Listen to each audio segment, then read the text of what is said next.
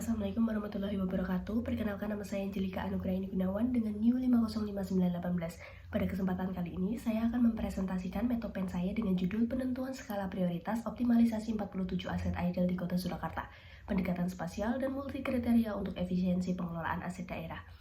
Berdasarkan Perda Kota Surakarta Nomor 4 Tahun 2011, aset milik daerah wajib dioptimalkan penggunaannya. Namun, dari data BPKD Kota Surakarta menunjukkan bahwa 7,69% aset di Kota Surakarta merupakan aset idle, sehingga ini memiliki kontribusi terhadap realisasi PAD yang mengalami penurunan dalam 3 tahun terakhir. Didukung dengan penelitian terdahulu yang menunjukkan bahwa aset yang tidak dikelola dengan baik dapat berdampak pada rendahnya kontribusi terhadap PAD. Dan aset idle pada lokasi strategis memiliki potensi ekonomi yang signifikan, sehingga optimalisasi aset idle dapat berkontribusi signifikan terhadap pendapatan aset daerah. Pada kesempatan kali ini saya menemukan research gap, yaitu belum adanya penelitian yang menggabungkan antara pendekatan spasial atau GIS dan multi kriteria dalam menentukan skala prioritas pemanfaatan aset idle, terutama di tingkat pemerintah kota. Rumusan masalahnya yaitu yang pertama, terdapat 47 aset idle yang ada di Kota Surakarta yang belum dimanfaatkan secara optimal. Yang kedua, ini berkontribusi terhadap 26,94% dari keseluruhan komponen PAD Kota Surakarta.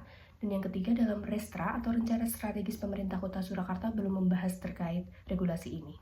Muncullah pertanyaan penelitian, yaitu aset mana yang perlu dilakukan optimalisasi terlebih dahulu. Batasan masalah dalam penelitian ini yaitu yang pertama, berfokus pada objek yang terverifikasi sebagai aset idle 2025.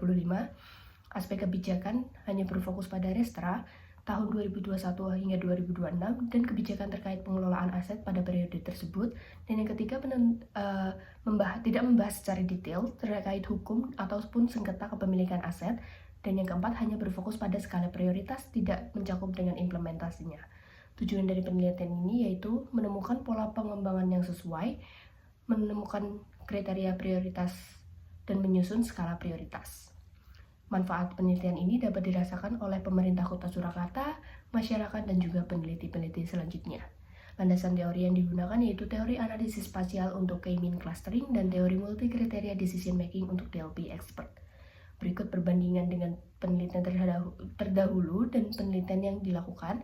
Dengan novelty, integrasi, pendekatan spasial, dan juga multi kriteria, fokus pada skala prioritas aset idle tingkat kota, pendekatan stakeholder melalui DLP expert, dan juga kontribusi langsung dengan strategi pemerintah daerah.